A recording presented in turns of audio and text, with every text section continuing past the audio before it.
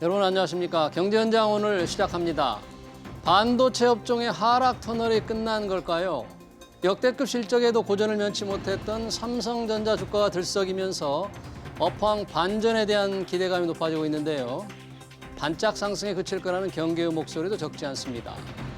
미국 출장 중 이재용 부회장이 제시한 뉴 삼성이 가져올 삼성전자의 또 다른 변신도 주목을 끌고 있는데요. 반도체 업황 분석해보고 뉴 삼성의 미래 토론해보겠습니다. 유튜브 실시간 댓글 의견 주시면 토론에 반영합니다. 경제현장 오늘입니다.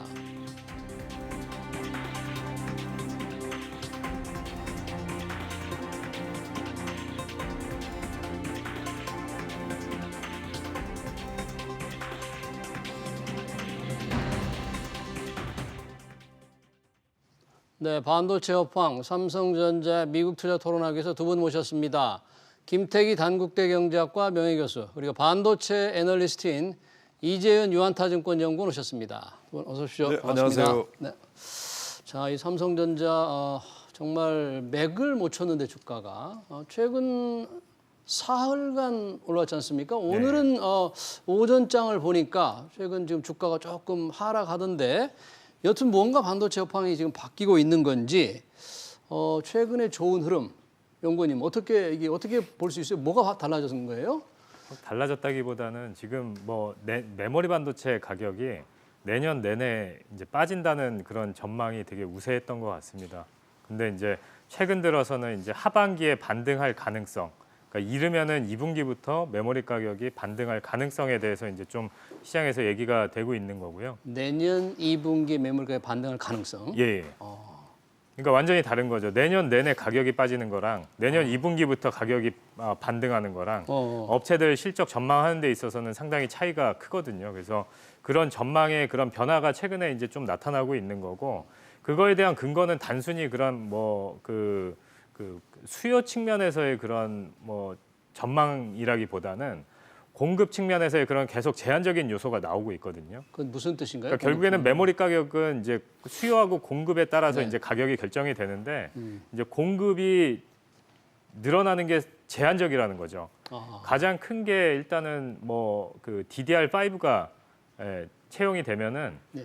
기본적으로 DDR4를 생산할 때보다 DDR5를 생산하게 되면은 다이 사이즈가 커지거든요. 그 말은 그만큼 한 웨이퍼에서 생산할 수 있는 반도체가 줄어든다는 얘기입니다. 네. 그래서 DDR5로 전환하는 게 이제 첫 번째 공급 포인트인 것 같고, DDR5로 전환한다는 것은 무슨 뜻인가요? 네. 그게 이제 뭐 새로운 스펙의 제품으로 지금 버전이 업그레이드가 되는데 그 해라고 보시면 될 것 같습니다. 22년도가. 그래서 이게 DDR5로 전환되면서 공급에 제한적인 그런 요인이 있고, 그리고 두 번째는 지금 파운드리 쪽의 공급 부족이 상당히 심하잖아요. 그게 뭐 글로벌 시장에서 지금 가장 큰 이슈인 것 같습니다. 그것 때문에 뭐 자동차 생산 차질도 나오고 있는 것 같고, 심지어는 뭐 스마트폰도 생산 차질이 나오고 있는데, 그렇기 때문에 이제 삼성전자도 그렇고 SK 하이닉스도 그렇고 기존에 예전에 갖고 있었던 그 메모리 생산 라인을 이거를 어차피 D램에서 계속 그 테크 마이그레이션을 하는데 투자가 들어가야 되는데 너무 오래된 생산 라인 같은 경우는 효율성이 떨어질 수밖에 없거든요. 그렇기 때문에 이거를 아예 파운드리 쪽으로 이제 전환하는 거를 이제 진행을 하고 있습니다. 그래서 그거에 따라서 기존의 메모리 그 반도체 캐파 자체도 이제 좀 줄어들 수 있는 환경인 것 같고요. 그래서 결국에는 지금 수요에 그런 불확실성이 있는 거는 사실이지만 공급 쪽에 이런 이슈들이 좀 부각되면서 내년도 이르면 내년 2분기, 그러니까 늦어도 내년 3분기에는 이제 메모리 가격이 반등할 수 있지 않을까, 그런 기대가 조금씩 살아나는 것 같습니다. 아, 그렇군요. 우리 이재현 연구원님, 그러니까 수급 차원에서 볼 때 수요 측면 불확실성이지만 공급 측면에서 뭔가 이 가격 상승 요인으로 지금 작용한다, 이런 얘기인데요. 수급 어떻게 전체적으로 우리 교수님은 평가를 할 수 있을까요? 뭐 우선 반도체 수요는 사실 거의 폭발적으로 저는 늘 거라고 보거든요. 네. 그 특히 이제 메타버스, NFT 뭐 요즘에 메타버스. 아주 최근에 그런데 사실은 시대가 인터넷 시대에서 이제 메타버스 시대로 간다고 그러고요. 또 우리가 이따까지 봤던 전통적인 그런 어떤 화폐가 아니고 가상화폐, 가상자산 이런 시대로 간다고 하니까 사실은 그만큼 반도체가 많이 필요로 한 거죠. 근데 문제는 지금 아까 우리 앵커님께서 말씀하신 우리가 이 삼성 주가가 좀 좋다가 오늘 이제 보합 등도 이렇게 오늘은 말씀하지 그런데 않았습니까? 지난 사흘간 굉장히 좋았죠. 올랐죠. 예. 네. 근데 사실 저는 이제 이 삼성전자를 보면서 사실 삼성전자 우리나라 국민 주식 아닌가요? 네, 뭐 그래서 투자 한 개인 500만 명이 투자자가 지금 500만 투자를 명이 하고 넘죠? 있다 그러는데요. 그래서 사실 이게 삼성전자 투자하시는 분들이 수준이 많이 올라가가지고 삼성전자만 투자하는 게 아니라 이분들은 미국으로 가가지고 서학겜이라 그러죠. 네. 예, 뭐 미국에도 투자를 하고 지금 이렇거든요. 근데 제가 볼 때는 그런 어떻게 보면 NFT니 뭐 메타버스니 네. 또 새로운 세계가 열리고 그리고 또 반도체 수요가 이렇게 올라가면 글쎄요. 제가 볼 때는 지금 이제 7만을 다시 회복한 것 같은데요. 그렇습니다. 근데 제가 네. 볼 때는 그게 뭐 9만을 가더라도 저는 놀랍지 않다 생각하는데 수요 측면에서 볼 때 그렇습니다. 그러니까 문제는 제가 볼 때는 삼성이 지금 어떻게 본다라면 그만큼의 어떤 변화를 뭘 못 보여준 거 아니냐. 그동안에는 그동안에. 그러니까 특히 제가 볼 때는 금년 들어와가지고 굉장히 슬럼프에 빠졌다고 보는 거고요. 예. 그다음 특히 이제 우리 중국과의 어떤 이 관계 문제 때문에 어떻게 본다라면 코리아 디스카운트까지 있어가지고 그게 삼성에 더 가지 않았을까.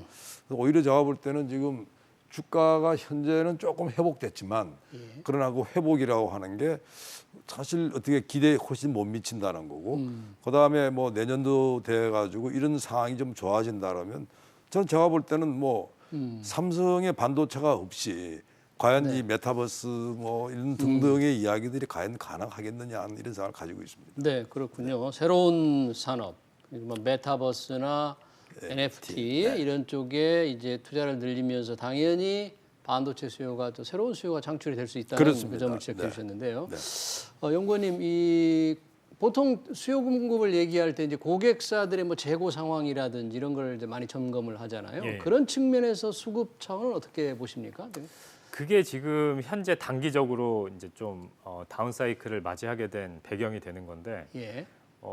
통상적으로 재고라고 하면 지금 그 제조사들이 갖고 있는 그러니까 삼성전자, SK 하이닉스가 갖고 있는 재고가 있고 예. 그리고 이제 그 고객사들이 갖고 있는 재고, 수요하는 기업들이 갖고 수요처들이 있는, 갖고 있는 재고가 있는데 예. 지금 문제가 되는 거는 결국에는 그 고객사들이 갖고 있는 재고가 네. 레벨이 많이 올라왔다. 그래서 이제 이거에 대한 부담이 해소되는 그런 과정이 필요하다라는 거고요. 그래서 지금 아직까지도 이제 내년도에 그 어떻게 보면 단기 사이클인 거죠. 내년도에 이제 분기별로 봤을 때 사이클이 어떻게 흘러갈지에 대해서 이제 좀 의견이 갈리는 부분이 있는데 예. 뭐 아까 말씀드린 것처럼 내년 내내 가격이 빠질 건지 아니면은 내년 뭐 1, 2분기 안에 이제 반등의 시그널이 나올 건지 이제 그렇게 갈리는 것 같습니다. 근데 이제 저 같은 경우는 이제 내년 이르면 2분기나 늦어도 내년 3분기부터는 반등할 거라고 예상을 하고 있고 그 배경은 뭐냐면은 예. 지금 재고가 제조사들이 갖고 있는 재고는 극단적으로 낮은 상태입니다. 그렇기 때문에 제조사들은 재고가 낮고 예. 네, 적고. 근데 이제 고객사들이 갖고 있는 재고가 많이 올라온 상태이기 때문에 이게 소화되는 과정이 필요한 거거든요. 그래서 결국에는 통상적인 계절성을 감안해서 보면은 2분기부터는 다시 이제 IT 수요가 올라오는 국면이거든요. 그래서 4분기, 1분기까지는 비수기인 거고 2분기부터 올라오면은 이제 수요자들이 갖고 있는 재고가 이제 소진되는 사이클로 진입하면서 하반기에 그런 반등의 그런 시그널이 나올 수 있지 않을까 이렇게 예상을 하고 네, 있습니다. 좀 아주 우리 연구원님께서 이제 반도체 애널리스트로 중요한 전망을 해주셨는데 수급 차원에서 볼 때 빠르면 내년 2분기 아니면 3분기 정도는 이제 이렇게 가격이 디램 네. 가격이 이제 올라갈 것이다 이런 거잖아요. 네, 맞습니다. 그렇게 전망하는 뭐 국제 뭐라고 합니까? 뭐 연구소라든지 투자기관이라든지 증권회사도 좀 많이 나오는 편입니까? 아니면 아직도 조금 비관적으로 본 쪽이 많은 편입니까, 현재? 아직까지는 좀 비관적으로 보는 편이 많은 것 같습니다. 그래요? 예. 그러면 우리 이재현 연구원님은 그런 사람들에 비해서 조금은 긍정적으로 보잖아요. 예. 이 아까 우리 김태희 교수님 말씀하셨는데 새로운 수요 창출 측면에서 수급 요인에 영향을 주는 부분 어느 정도 좀 요소가 될까요? 일단은 그게 그 어떻게 보면은 최근에 이제 미국 시장하고 우리나라 시장하고 이렇게 좀 차별화가 됐던 요인 중에 하나인 것 같아요. 그러니까 미국 같은 경우는 반도체라고 하면은 이제 비메모리 반도체 예. 중심이고요. 우리나라는 메모리 반도체, 뭐 삼성이 이제 뭐 파운드리를 이렇게 키운다고 하지만 아직까지는 메모리에 오리엔트된 그런 예. 사업 구조를 갖고 있거든요. 예. 그렇기 때문에 이 지금 나오고 있는 그런 새로운 수요는 눈에 보이는 거는 비메모리가 가장 크다는 겁니다. 이게 예. 실제로 그 시장에서 차지하는 비중도 큰데다가 계속 늘어나는 게 이제 보이는 부분인데 메모리 같은 경우에는 명확하게 드러나 있지는 않습니다. 이게 뭐 이런 것 때문에 데이터 트래픽이 얼마나 늘어나고 그것 예. 때문에 디램이 얼마나 더 늘어날지에 대해서 계산을 정확하게 명확하게 할 수가 없는 거거든요. 그리고 이제 거기엔 또 변수가 이 시스템을 뭐 서버가 됐든 데이터 센터가 됐든 이 시스템을 어떻게 옵티마이즈 하느냐에 따라서 메모리 용량은 또 달라질 수가 있는 거거든요. 그래서 그런 차이 때문에 결국에는 지금 눈에 보이는 그런 성장은 말씀하신 그런 새로운 시대로 이제 접어들면서 눈에 보이는 눈에 보이게 성장하는 시장은 비메모리 반도체 중심이다. 비메모리. 예, 그렇기 때문에 메모리에 오리엔트된 우리나라 회사가 그동안에 상대적으로 부진할 수밖에 없었던 그런 요인이 아닌가 그렇게 보고 있습니다. 네, 우리 윤재 연구원님이 아까 이재훈 연구원님이 이 한미 간의 이 시장의 차이를 잠깐 언급을 해주셨는데 네. 요즘 그 투자자들 그런 얘기 많이 해요. 미국 시장은 계속 오르는데 똑같이 인플레 우려, 인플레 위험이 있는데 왜 한국 시장은 부진하냐? 한미의 디커플링. 도대체 우리나라 뭐가 문제가 있느냐? 혹시 교수님 어떻게 보세요? 하여튼 뭐 삼성만 놓고 본다 그러면요. 우리가 이제 비메모리에 대한 관심, 예. 그리고 또 그 중요성이 엄청 올라간 거예요. 예. 그러니까 사실은 메모리 가지고는 이제 우리가 세계 탑인데 네. 비메모리가 가지고는 그 대만의 그 TSMC한테 안 되는 거예요 지금.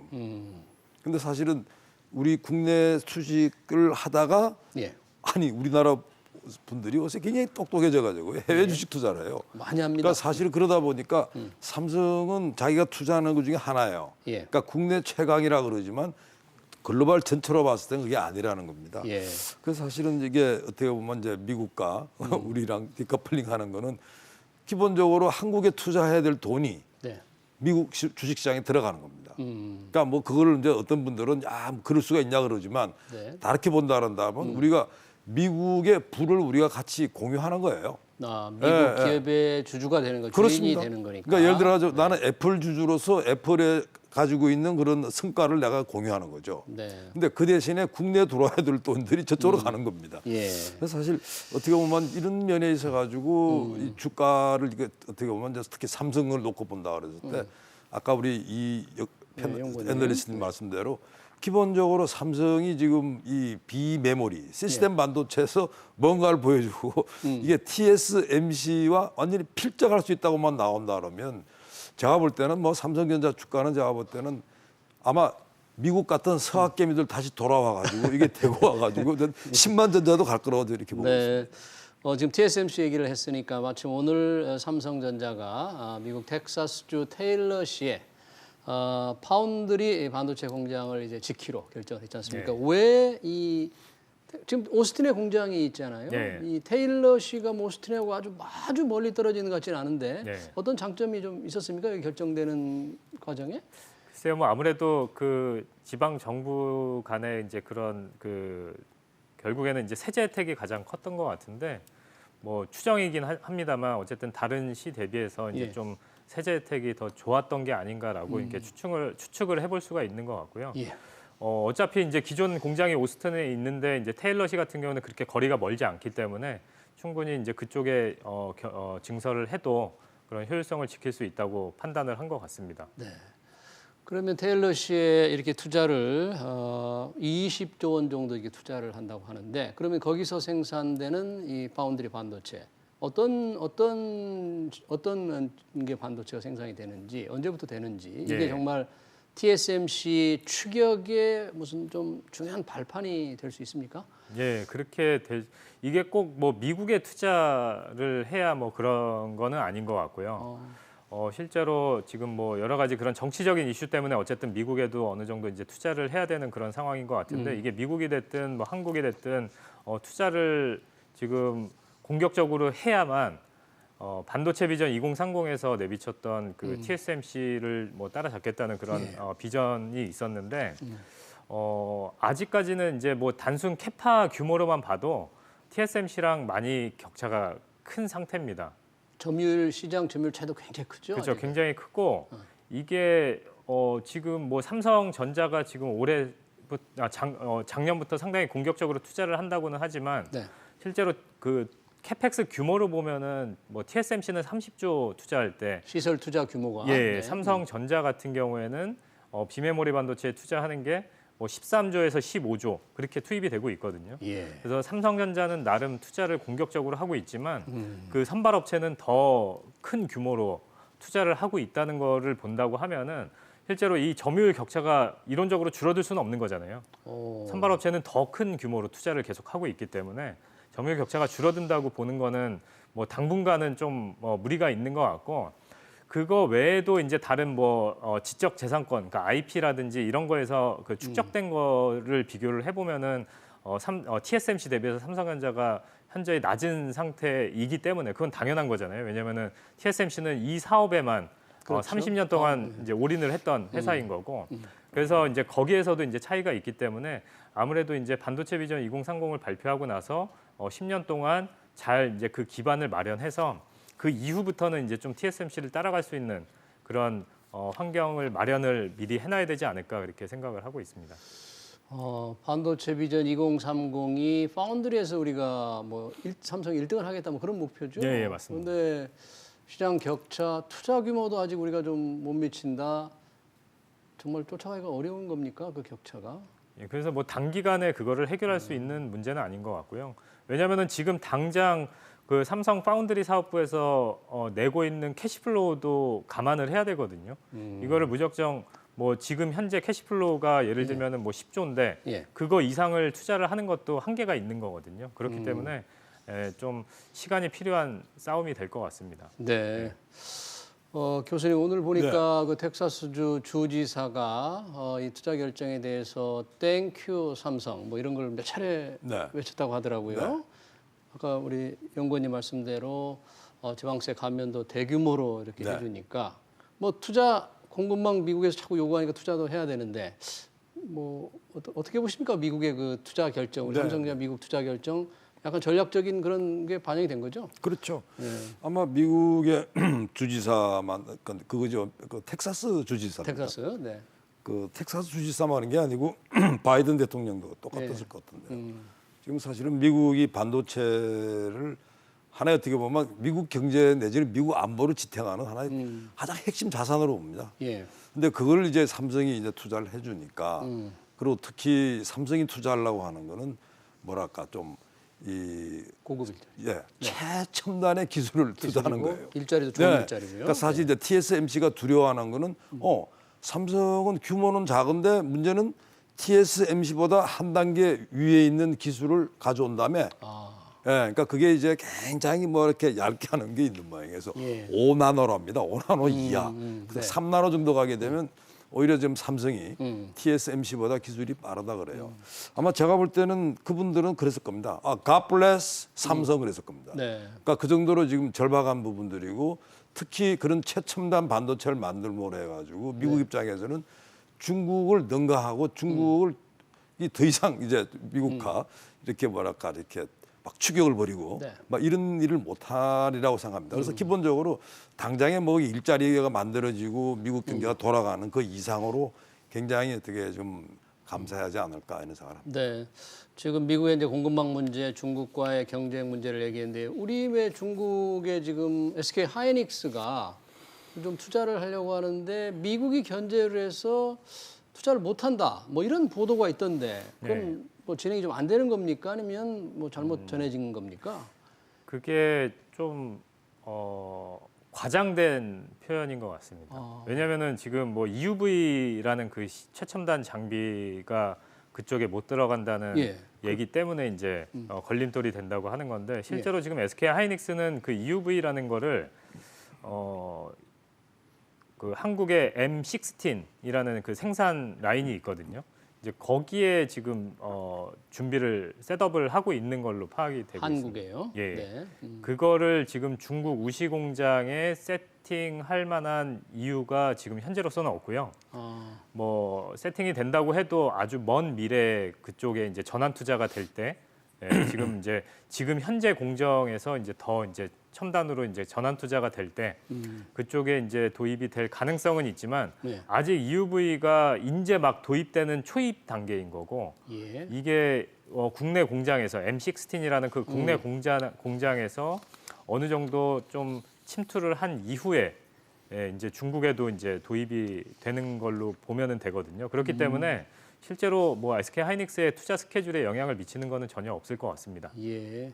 그 극자외선 공정, 첨단 공정에 기계가 설치를 해야 되는데 중국에 설치를 할 지금 다급하지 않다. 예. 그러니까 미국의 견제 때문에 SK 하이닉스가 기계를 설치하지 못한다. 이거는 사실과 조금 다르다. 예. 네, 그렇게 보는군요. 미중의 반도체 갈등, 아까 안모 네. 산업 본다고 그랬지 네. 않습니까? 그러다 보니까 뭐 인텔도 투자를 계속 늘리고 그 갈등은 계속 되지 않을까요? 뭐 얼마 전에 이런 일이 있었죠. 네. 인텔이 이제 중국에도 이제 투자를 하겠다 반도체. 그랬더니 미국 정부에서 무슨 소리 하고 있냐고. 그래서 인텔이 거둬들인 적이 있습니다. 그게 최근 뉴스예요. 예. 그다음에 아마 SK 하이닉스에 대해 가지고 그런 이야기가 나왔다고 하는 거는 예. 사실은 미국 정부에서 미리 경고했다고 이렇게 봅니다. 그러니까 자꾸 중국에 반도체 투자하지 예. 마에 대한 경고라 보는 거고요. 아마 제가 볼 때는 지금 중국은 반드시 반도체 굴기를 해야 됩니다. 중국이 반도체가 없다 그런다면 사실은 어떤 첨단 산업도 불가능한 이야기예요. 예. 그렇기 때문에 중국은 반드시 해야 될 그런 입장이고, 근데 미국 경우는 이제 중국이 최첨단 반도체를 가지게 되면 쉽게 말해가 최첨단 반도체 하나에 따라 가지고요. 예. 예를 들어 가지고 중국이든 미국이든 그게 초음속 미사일 대륙간 탄도탄을 쏜다고 하십시다. 예. 그게 반도체의 어떤 성능에 따라 가지고 완전히 달라지고요. 우주로 올라가는 게 달라지고, 그다음에 예를 들어 가지고 아주 고성능 이 컴퓨터의 성능이 달라집니다. 네. 그러니까 당연히 이 미국, 중국 입장에서는 이 반도체 문제에 대해 가지고는 물러설 수 없는 지금 그런 상황이라고 네. 보입니다. 미국과 중국의 이런 어떤 주요 제품, 주요 부품의 갈등, 반도체를 든다면 이게 우리 한국 기업들에게도 부담으로 나오는 겁니까? 하나의 기회가 혹시 뭐 더 될 수 있을까요? 산업부들랑? 제가 생각했을 때는 상당히 큰 기회인 것 같고요. 결국에는 LCD 산업을 한번 돌이켜 보면은 LCD 산업도 이제 중국이 그렇게 대규모로 투자를 해서 결국에는 이제 우리나라에서 이제 좀 많이 그 점유율이 그쪽으로 중국 쪽으로 많이 넘어가게 됐거든요. 그래서 오히려 지금 뭐 한국보다는 이제 중국 업체들이 이제 더 큰 상태인 것 같습니다. LCD 시장만 놓고 봤을 때는. 네. 근데 이제 메모리 반도체도 뭐 지금 수년 전부터 이제 반도체 굴기를 얘기하면서 메모리 반도체도 증설을 막 계속 시도를 하고 있는데 예. 그 LCD보다는 기술 진입 장벽이 메모리 반도체가 훨씬 더 높기 때문에 시간은 많이 걸릴 수는 있습니다. 근데 예. 이제 결국에는 이제 막대한 자원을 계속 적자를 내고 있음에도 불구하고 계속 투입을 한다고 하면은 결국엔 시간 문제인 거지.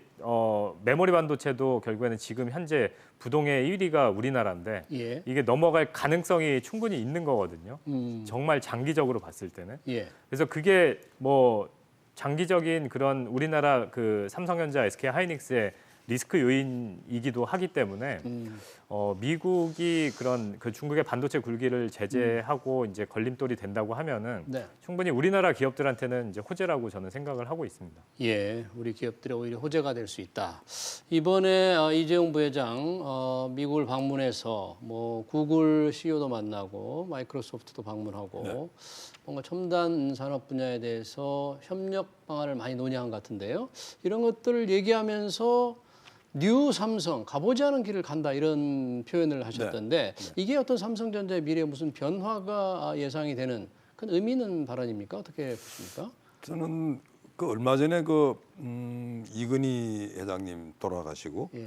그 이재용 회장이랑 그 어머니랑 네. 절에 가셨죠, 해인사. 네. 그때 좀 깜짝 놀랐는데요. 예. 그 8만 대장경을 메타버스 판으로 해가지고 드렸다는 거예요. 그렇습니다. 네. 그러니까 사실은 그때 이 절을 보니까 해인사, 통도사 이렇게 쭉 가시고 그랬는데 예. 아마 여러 생각을 했던 것 같아요. 그리고 또 그 어머니가 그런 말씀하신다는 것도 참 깜짝 놀라는 거고요. 예. 이미 뉴 삼성 부분은 가지고 있었다는 거고, 그다음 여기 지금 이분들 만나가지고 여러 가지 이제 그런 어떻게 보면 사업에 신사업에 어떤 그런 검토를 하고 결심하러 갔던 거 아니냐 생각을 합니다. 네. 사실 만나는 회사들이 하나같이 간단치가 않아요. 뭐 구글, 마이크로소프트, 아마존 등등이지 않습니까? 사실은 새로운 세계를 지금 끌어가는 이런 세계 최대의 어떤 빅텍들인데 여기 지금 애플은 지금 거론이 안 된 것 같아요. 네. 그렇다 한다면 분명한 거는 삼성은 이 회사들과 같이 손잡고 가겠다. 그리고 그 새로운 세계를 가는 데 있어 가지고 어떻게 본다라면 지금 한국의 삼성이 아니고 글로벌 삼성으로 나가고 그다음 그 사업 부분에 있어 가지고 기존에 예를 들어 가지고 추격하는 그런 어떤 삼성이 아니고 어떻게 본다라면 지금 우리 계속 추격 전략이잖아요. 이제는 앞서가는 이런 더 삼성이 되겠다는 이런 생각으로 저는 네. 들렸습니다. 방금 이제 우리 교수님께서 구글, 마이크로소프트 얘기를 했는데 아무래도 이런 기업들이 반도체 수급 차원에서 본다면 삼성의 고객이 되는 큰 우군을 만나서 그런 측면을 좀 더 협력을 돈독히 하는 얘기들이 많이 이루어지지 않을까요? 예, 맞습니다. 일단은 기본적으로 지금 이 회사들이 뭐 첫 번째는 이런 뭐 데이터 센터를 구축을 할 때 삼성전자가 만드는 그 메모리 반도체를 사가고 있는 그런 고객사이기도 한데 앞으로의 그 좀 전망을 해보면은 지금 현재는 그 메모리 반도체를 공급을 하고 있지만 네. 마이크로소프트나 구글이나 이런 데이터 센터 업체들이 자체 칩을 설계를 하기 시작했거든요. 자체 칩을요. 예. 네. 원래는 이제 뭐 인텔의 칩을 갖다 쓰거나 했는데 자체적으로 이제 그 칩을 커스터마이징해서 예. 이제 사용을 하겠다는 게 이제 그 회사들의 대부분의 그 회사들의 전략인 것 같습니다. 그렇게 되면은 결국에는 이제 이거를 설계를 했으면은 생산을 할 회사가 필요한데 그렇죠. 그게 또 파운드리죠. 이제 삼성전자가 취할 수 있는 그 시장 영역인 것 같습니다. 그래서 지금 현재는 TSMC가 이런 뭐 여러 가지로 이제 더 그 파운드리 업에서는 이제 더 잘하고 있는 건 사실이지만 이런 것들까지 이제 다 이제 합쳐서 보면은 좀 장기적으로 좀 큰 그림을 본다고 하면은 이쪽에서도 이제 좀 큰 기회가 열릴 수 있는 그런 고객사들이라고 생각을 하시면 될 것 같습니다. 그러니까 큰 고객사, 큰 우군을 만나서 뭔가 협력 방안을 깊이 있게 얘기하고 하지 않았을까? 네. 네, 이렇게 예상을 해보는 거죠. 이정부 회장 얘기한 뉴 삼성으로 그런 방향이 네. 이 경영 전략이라든지 내부에 뭐 인사 제도라든지 어떤 변화를 가져올까요, 국내에서? 이 부분도 이재용 회장께서 얼마 전에 언급을 하셨죠. 예. 네, 그러니까 인사제도를 개편하겠다. 뭐 이제 그런 이야기를 했는데, 예. 뭐 사실 이 반도체라고 하는 게 결국 그거 아니겠습니까? 네. 가장 중요한 부분이 결국 인재를 어떻게 잘 활용하느냐 부분이고, 네. 오늘날의 삼성도 결국 인재를 잘 키우고 활용했던 거로 이렇게 보이는데요.